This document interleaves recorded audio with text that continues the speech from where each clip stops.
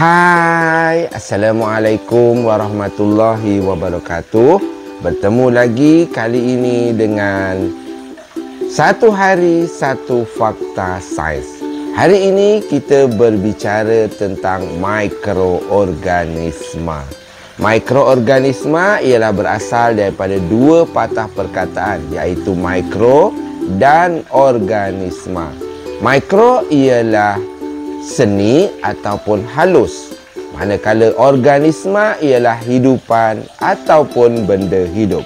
Mikroorganisma didefinisikan sebagai benda hidup atau hidupan yang sangat seni atau halus.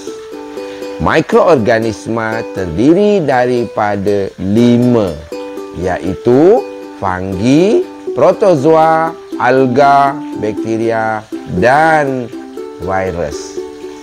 Fungi terdiri daripada yeast, kulapuk roti dan cendawan, manakala protozoa terdiri daripada paramecium dan amoeba. Alga terdiri daripada spirulina dan phytoplankton.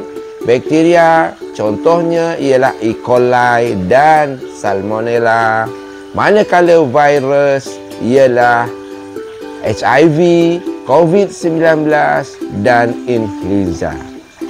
Semua mikroorganisma bernafas, bertumbuh dan bergerak.